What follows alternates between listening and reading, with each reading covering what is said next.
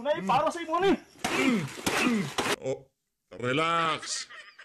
Huwag mo natin idaan sa init ng ulo ang mga kaganapan sa ating bansa. Kumalma lang ho tayo. Maniwala ho tayo sa sinabi nitong si dating Pangulong Rodrigo Duterte. Darating din ang oras nitong mga walangyang ito. Eto ho, lipat ho tayo dito kay Mayor Benjamin Magalong ha. Pakinggan ho natin yung kanyang mga punto de vista kung meron ba siyang pagsisisi sa pagsuporta niya dito kay dating Pangulong Rodrigo Duterte. Ang sarap lang hong balikan itong mga video na to kasi yung tipong talagang ramdam ng mga local government official. Yung mga matitino yung mga nasa tamang katinuan pa mapahanggang sa ngayon, alam nila yung ginawa nitong si dating Pangulong Rodrigo Duterte para sa kapakanan na nakakarami. Pakinggan ho natin to mga kababayan. Pag-aalinlangan or meron bang regrets na sinuportahan niyo siya? Never. Never. I don't regret supporting him. I had a chance to work with him closely when I was head of CIDG. Ilang operations kami sa Davao noon, and he was very supportive. He was very genuine. When I became mayor, very genuine din yung the way he deals with me. Wala akong nakitang pretension sa kanya. Yung pagsuporta niyo po kay Pangulong Duterte, meron bang pag-aalinlangan? Yun ho mga kababayan, no? Yan ho ang kung ikaw ay local government official at nakatrabaho mo itong si dating Pangulong Rodrigo Duterte kasi noong panahon niya nagkakaroon ng pagtitipon ng mga mayor, mga local government official at kinakausap nitong si dating Pangulong Rodrigo Duterte. Kumbaga ilinalatag ni Tatay Digong kung ano ba yung mga proyekto ng national government, no? Talagang binababa niya ho hanggang sa municipal level, kinakausap niya kasi mayor siya eh. Kumbaga malapit sa kanya yung pagiging mayor kaya alam niya yung mga challenges ng mga local government official na to. At itong si Mayor Benjamin Magalong nakita ho niya yung pagiging genuine at walang pagpapanggap dito kay dating Pangulong Rodrigo Duterte. Noong siya pa ho ang Pangulo at nung nakatrabaho niya sa Davao itong si Tatay Digong. At dahil dyan, palakpakan ho natin itong si Mayor Benjamin Magalong. Hanggang sa ngayon, sinusubukan pa rin ho nating tanggapin o sinusubukan pa rin nating yung nangyari sa mga vlogger dyan sa House of Representatives. Ito ho mga kababayan, pakinggan ho natin to. Pakinggan ho natin itong tagpo na kung saan noong aarestuhin na itong si dating Pangulong Rodrigo Duterte. Ngayon pa lang ho naglalabasan itong mga itong mga video na to na kung saan ikakagulantang ng ating mga kababayan. Di ho kayo maniniwala dito sa mapapanood yun na to. Ito mga kababayan. Without any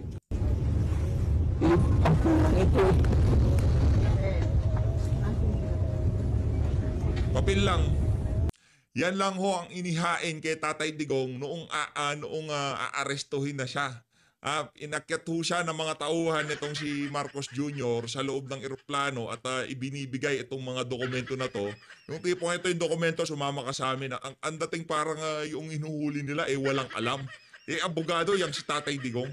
Isang kapirasong papel, mapapasama nyo yan si dating Pangulo Rodrigo Duterte. Kaso nga, talagang kumbaga, nagtulong-tulong lahat ng ahensya ng pamahalaan para dalhin sa dahig itong si dating Pangulong Rodrigo Duterte.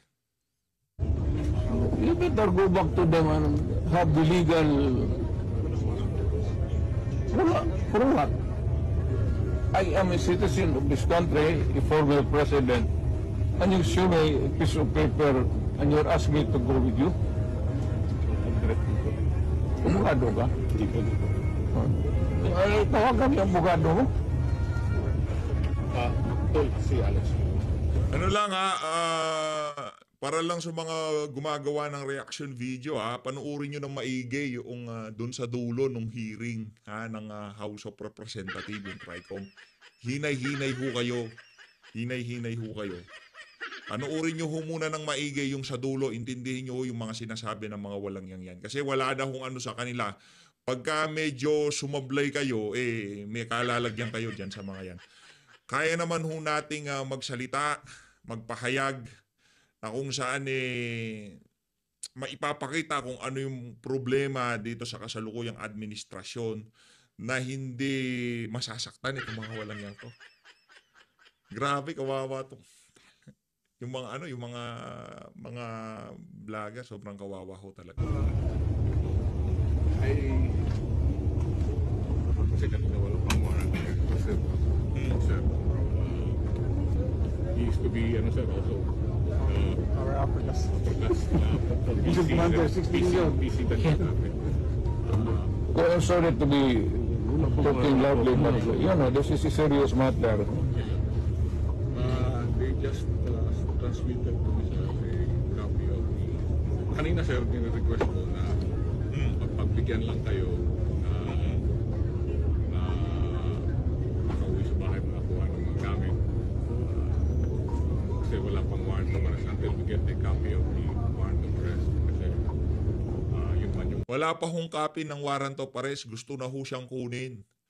Gusto na hong kuhanin itong si dating Pangulong Rodrigo Duterte. Itong nagsasalita na to, medyo siya kumbaga, pauwi nyo muna, wala pa namang warrant eh. Bigyan nyo muna yung bigyan nyo muna ng damit. Padala nyo naman na kahit isang isang Amerikano, tsaka sapatos, di ba? requirement. Ito yung mga video na hindi kagad lumabas. Ngayon pa lang ho natin nakikita itong mga detalye na to.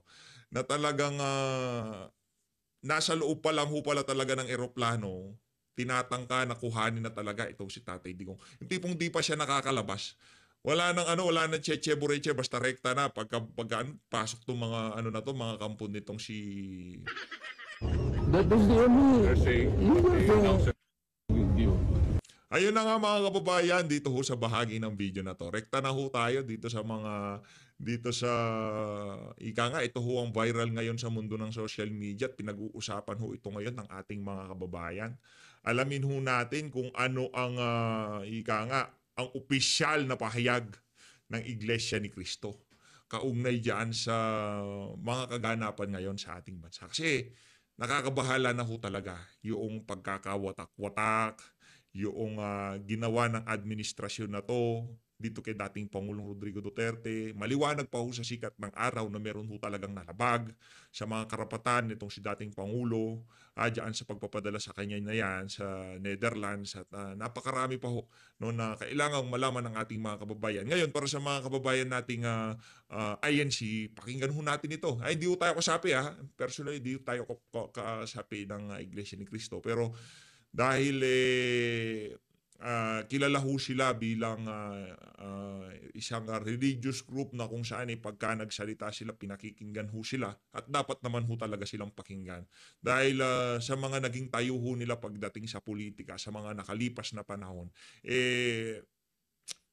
lagi ho silang nagsaside doon sa kung ano ang makakaganda sa ating bansa.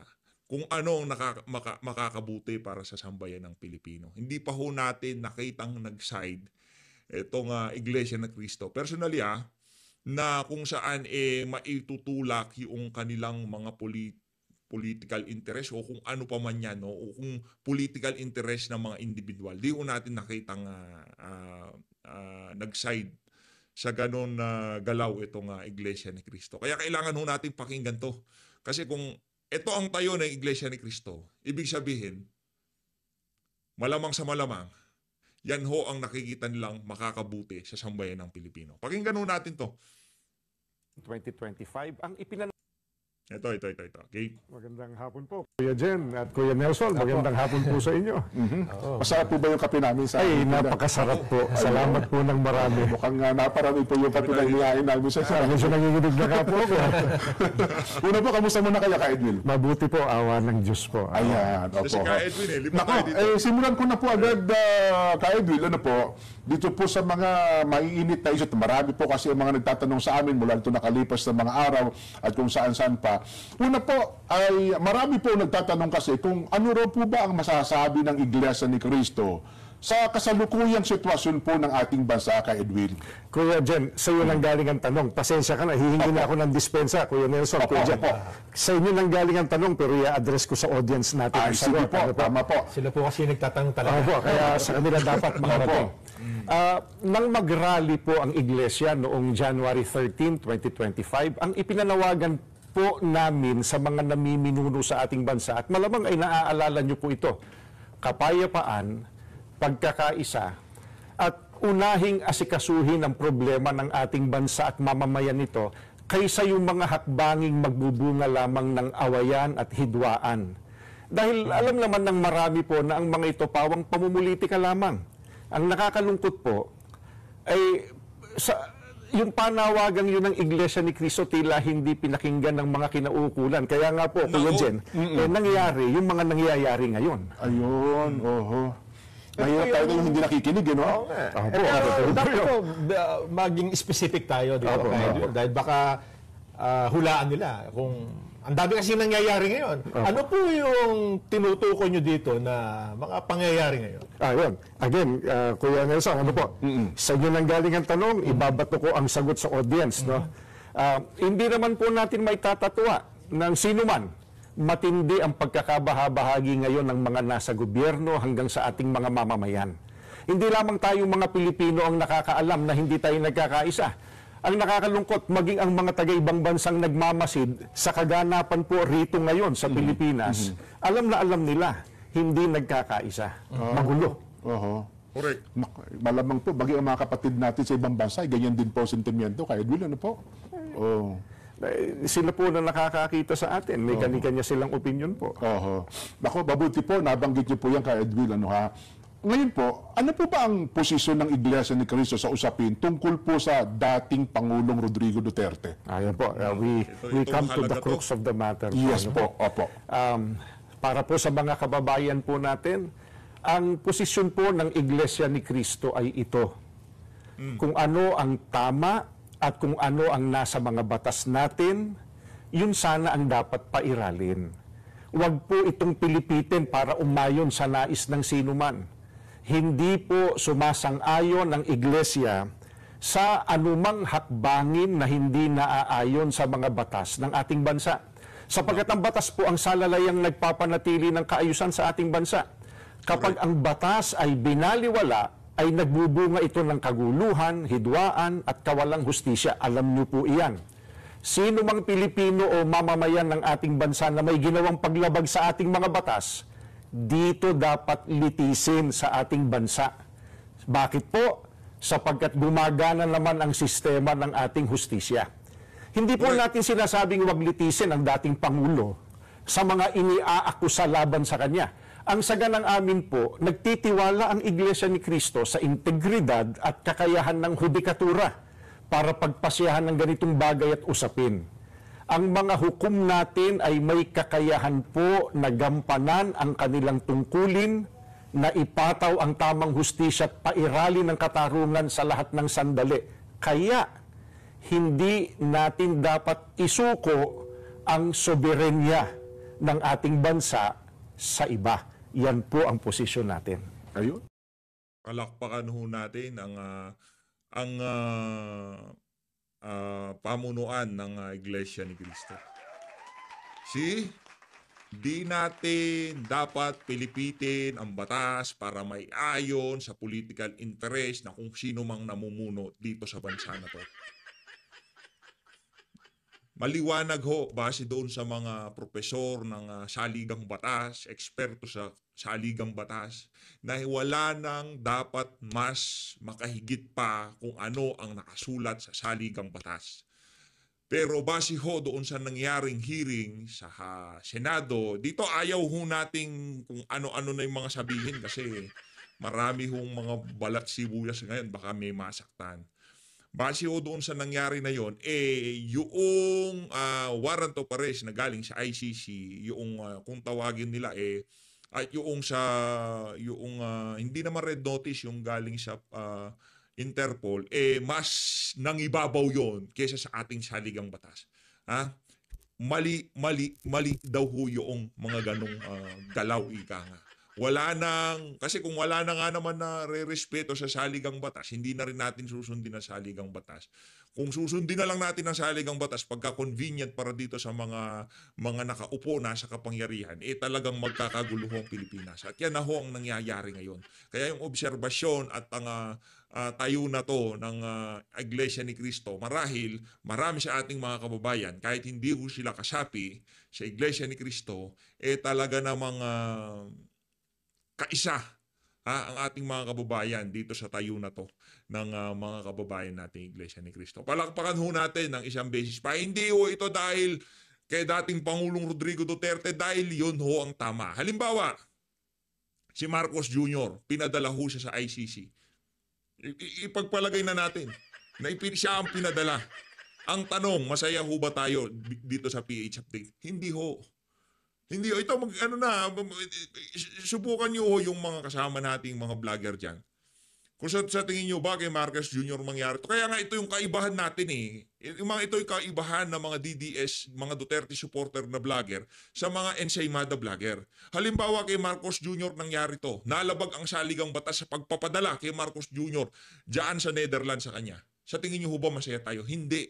Kasi nagmukha hong tanga ang lahi na pinagmamalaki natin sa buong mundo. Ang lahing Pilipino. Ang dating parang napaka-inutil ng ating judiciary.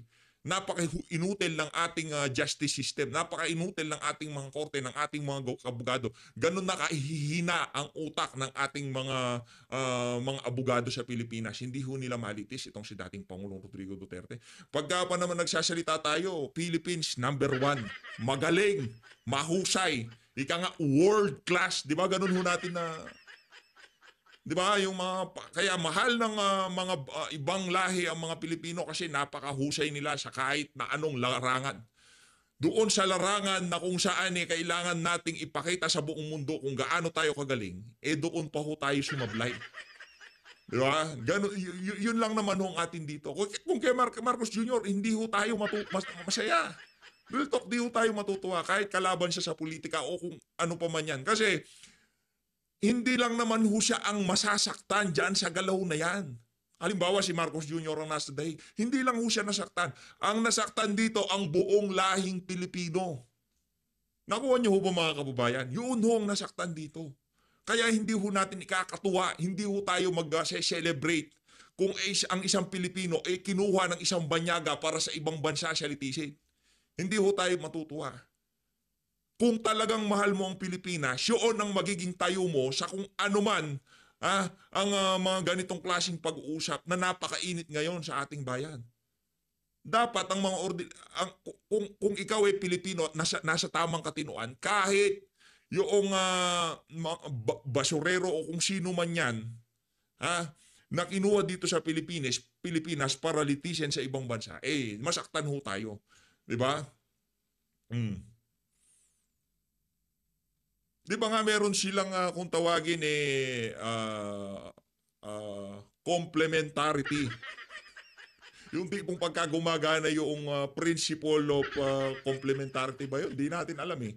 Di naman ukos tayo abogado. Kumbaga ika nga nung isang congressman, isa lang tayo sa mga tanga dito sa social media. Mga tanga kami. Ayan, para masaya sila, di ba? Yun ang gusto nilang marinig. Tanga kami. Di ba? Okay, walang problema. Okay lang, tanga na si PH Update. Samahan ko na yung kapanalig natin na tinawag na tanga. Tanga na rin ako, walang problema. Okay lang naman maging tanga, wala na problema yun. Wow, okay lang naman yun, maging tanga. Paminsan-minsan, okay lang naman yun. Nasaan na ba tayo? Yan tuloy, kakasegway mo PH Update, bigla ka nawala.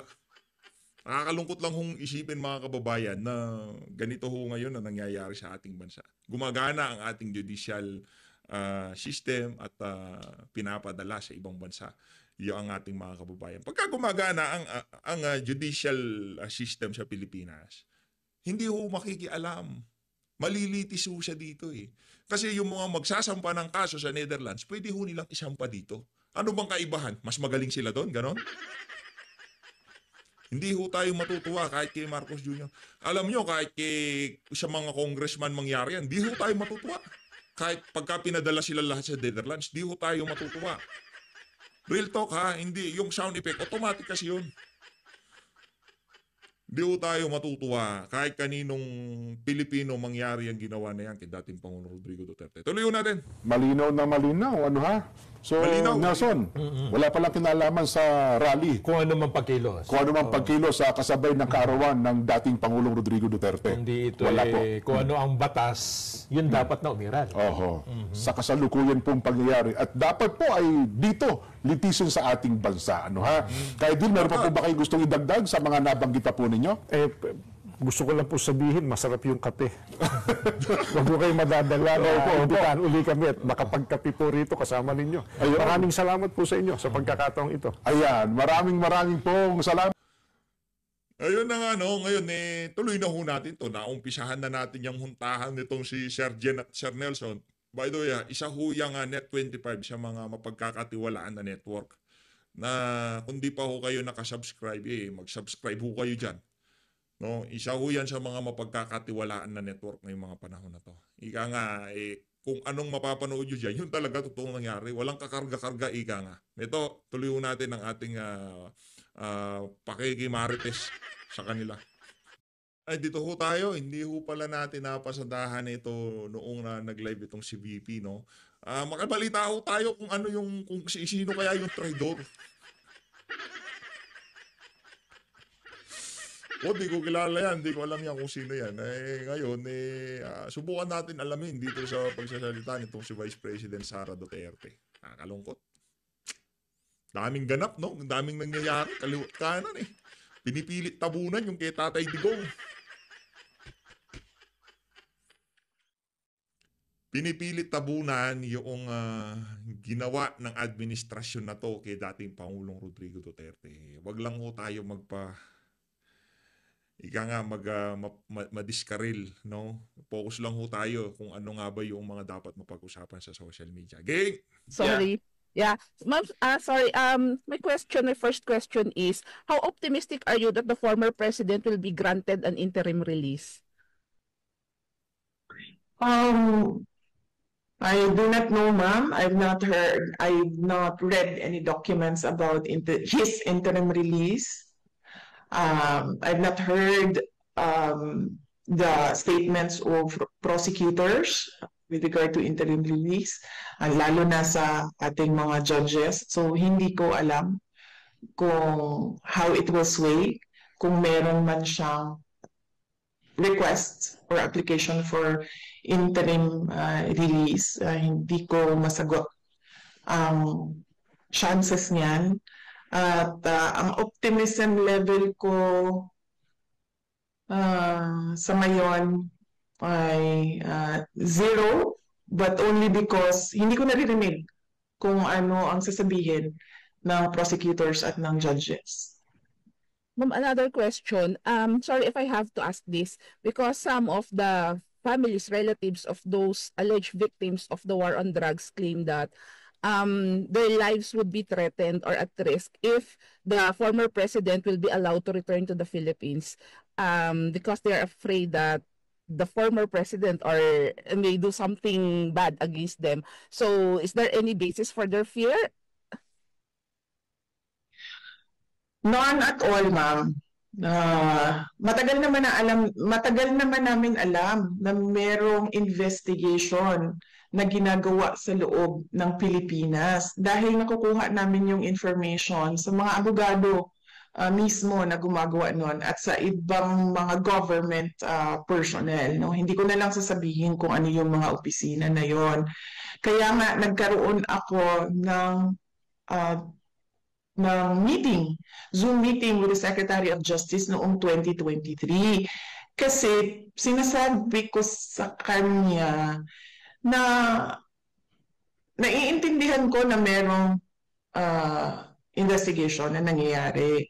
Pero wala kasi talaga silang jurisdiction. So, I was picking his brain on what his thoughts were about this. But I did not tell him that I knew that there were investigations and interview of witnesses. I asked him what is his position. And then he gave differing answers ba. So I went up directly to the office of the president. That is why I wrote the letter about the ICC. And that is why we have a letter, a response from the office of the president na sinasabi niya na he will protect national sovereignty, and then he doesn't recognize the ICC jurisdiction dyan sa ating bayan. So, yun. Yung bigat ng damdamin nito si VP Sara, ramdam ho natin siya. Ramdam ho natin yung bigat ng damdamin nitong si VP. Mamaya ho, mayroon pa ho kayo maririnig dyan yung mga paghinga niya. Yung tipong alam na alam nyo na yung napakabigat ng damdamin nitong si VP dito sa video. So do you believe on the reasoning of the president that he's just honoring the agreement with the Interpol, or it's just like a lame excuse to surrender the former president to the ICC? Wala naman tayong obligation na mag-cooperate sa Interpol, ma'am, kasi yung ICC warrant, yung warrant na hawak ng Interpol is an ICC warrant. So hindi mo naman, you cannot just take one and leave the other, because the Interpol was holding an ICC warrant. So naturally, cooperating with the Interpol is cooperating with the ICC. I think klaro naman na talaga yon, no, sa atin lahat, na yung pamahalaan talaga natin ang naghatid na sa ating Pangulo doon sa dito sa The Hague, sa ICC. Mambalikan ko lang yung concern ng mga family members ng mga victims. Nakita niyo po ba si Pangulong Duterte? Alam na namin, 'di ba, na nag-iimbestiga, nag-i-interview ng witnesses. Alam namin kung sino, alam namin kung saan, pero wala siyang ginawa. Talaga, pinabayaan niya because he was of the belief that as a Filipino citizen, the government will not cooperate once there is a formal investigation that will happen inside the Philippines, or once there is a warrant of arrest. So wala talaga siyang ginawa sa mga witnesses, sa mga family members. Pangalawa, nakita niyo, kailangan siya itulak ng mga pulis para gumalaw. At kailangan siya itulak akyat ng eroplano. So, wala na siya physically magagawa sa mga family members at sa mga witnesses. Pwede ba siya mag-utos ng mga tao na, on my behalf, gawin ito, gawin niyo yan? Pwede siguro, pero hindi niya ginawa noon. Ngayon pa ba niya gagawin? Diba? Na nandyan na siya. And meron ng protection yung mga family. Naniniwala ho tayo na itong mga miyembro ng pamilya na to, yung mga pamilya, mga di umanong biktima ng EJK, kung meron man, tayo naniniwala tayo, walang ganun. Walang ganun, yung state-sponsored na gurguran. Walang ganun. Di tayo naniniwala na meron ganun. Kung meron man nangyaring ganun, hindi yun state-sponsored. Pera ho ang nangungusap dyan sa mga magulang, kamag-anak, di ba? Pera ho yan.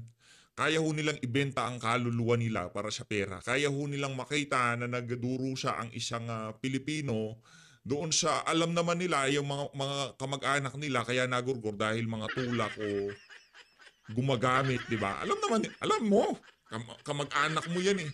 Kumbaga, ayarin lamang para talagang magatasan mo na ng todo-todo. Yan na naman, baka mayari na. Family members. Meron na silang protection ng ICC at meron silang protection ng Philippine government. Their fears are unfounded and hindi ganyan ang tatay ko. Kung ano man yung kailangan niya sagutin, sasagutin niya yan. pero hindi siya magtatamper ng evidence. Kasi unang-una, wala naman talagang ebidensya. Hindi ko alam paano umabot ito sa isang kaso. At hindi siya makikialam sa witnesses dahil isa siyang prosecutor noon. At alam niya kung ano ang violation niya as a lawyer kung nagtatamper ka ng evidence at nakikialam ka ng witnesses. So, unfounded yung fears, walang basihan. Sinasabi lang nila siguro yan para, I don't know, huwag pabalikin ang Pangulo sa ating bansa. Bakit ayaw nila pabalikin? When meron silang mga, they are in collusion with individuals, both in the government and outside of, from the private sector. They are in collusion with organizations who are against the former president because of his policies noong siya ay Pangulo. They are in collusion with people who want to stay in power, with people who want to totally erase political opposition, who want to question the acts of government. So, sa tingin ko yan eh. Okay, last question, ma'am. So as part of the defense of the former president, is there any plan to bring into The Hague some witnesses for the former president? I am not part of his legal team. Nandito lang ako kasi kailangan nila ng kausap sa labas. So kinakausap nila si Pangulong Duterte sa loob. At kinakausap nila ako sa labas so that there is someone who will sign off on what was agreed upon with the client, no? So hindi ako part ng legal team. As I said, I am a Filipino citizen here helping the former president go back home. And I am here as a daughter as well, moral support doon sa kanya. Thank you, ma'am. Okay, last 3 questions po tayo, ma'am. Next question, Ms. Joyce. Kasi, Jay, it's 8:05. Yeah. No, may 9 a.m. meeting Alright. ako. Sabi mo isang oras lang ito. Ms. Joyce Adra, RNN News, then followed by Glenn Wego, Super Radio. Good afternoon po, VP. Ay, direkta na tayo kay Glenn Wego, no? Direkta. Ito, last question. VP, good afternoon.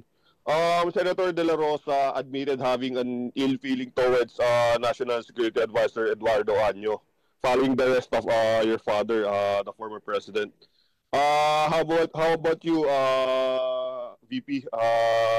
What do you feel right now, given that Año was one of your father's men and member of his cabinet?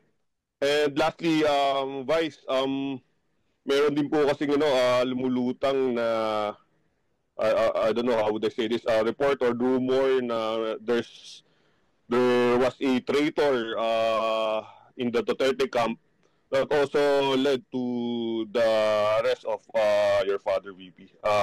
Thank you. Okay. Hindi ko narinig. Anong sabi ni Senator Bato de la Rosa daw kay Año? According to Senator De La Rosa, the senator was disappointed to Secretary Año. He felt betrayed, knowing na Secretary Año previously worked as PRRD's former AP Chief of Staff and DILG Secretary then. Kasama siya sa nagplan nung supposedly alleged kidnapping ni PRRD going to The Hague. VP, may report kasi kasama siya doon sa core group na nagplano doon sa arrest ni former president. And then, sabi po ni Senator Bato, out of courtesy daw po, sana nasabihan man lang kayo about the arrest. That's it, VP. Thank you. Oh, okay. Alam mo, tinanong na rin ako kanina, di ba, how am I? Sabi ko, kanina wala akong nararamdaman. Sa totoo lang, wala talaga akong nararamdaman. Hindi ako galit, hindi ako disappointed. Nothing at all. Kasi pointless naman na mag-harbor ako ng feelings about what happened. Hindi na siya maibabalik.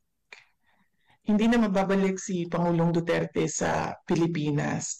So what we should do as a country is move on from what happened.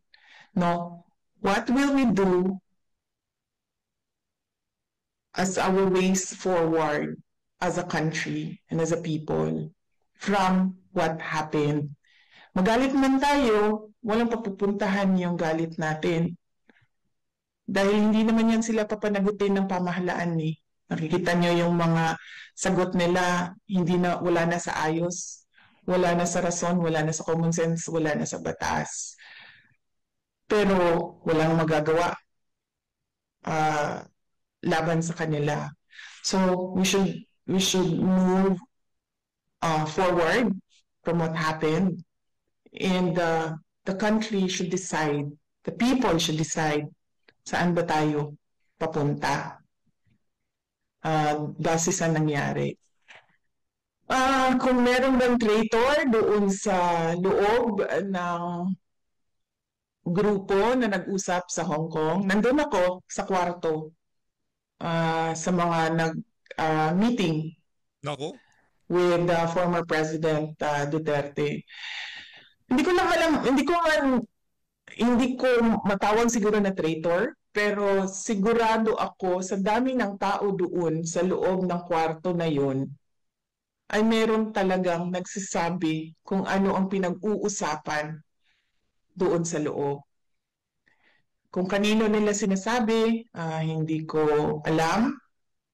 Pero kung sino ba ang nagsabi na may traitor? So malamang kung yung nagsabi na may traitor doon sa loob, malamang siya yung kausap noong tao na nandoon sa loob sa kwarto sa Hong Kong. Klaruhin ko lang na nag-divide ng trabaho doon sa loob ng meeting na yon. Ako ang nag-moderate sa meeting. Tinanong ko si President Duterte kung ano ang desisyon mo at ano ang gusto mong gawin. Ang sinabi niya, gusto ko umuwi sa Pilipinas. Hindi ako titira sa ibang bayan at hindi ako magtatago. Yun ang sagot niya. And Attorney Bingbong Medaldea was tasked to do the legal remedies pagdating sa loob ng Pilipinas. Ang desisyon na agahan yung flight, ang flight nila ay alas 4, ang desisyon na agahan yung flight ay galing kay Pangulong Duterte dahil ini-expect niya dadalhin siya sa korte. Kasi yun ang dapat na ginawa doon sa arrest warrant. Kung may traitor man, malamang dahil merong nagsabi merong traitor, traitor siya siguro sa information at binigay niya doon sa kabila. But I don't think meron siyang binigay na information na valuable din sa Philippine National Police dahil alam naman ng lahat at hindi tinago na uuwi si Pangulong Duterte at kung anong oras siya uuwi sa Pilipinas. At ang desisyon na umuwi ay sa kanya. Sabi niya, hindi siya magtatago. Uuwi siya ng bayan niya. Ayun na nga mga kababayan, dito na tatapusin ang ating reaction video. Maraming salamat sa pag-support sa PH Update. Mag-ingat ko kayo lahat. Mahalin natin ng Pilipinas. Wala naman ng problema maging tanga. Okay lang. Alam naman na sa bayan ng Pilipino kung sino yung tanga at hindi tanga.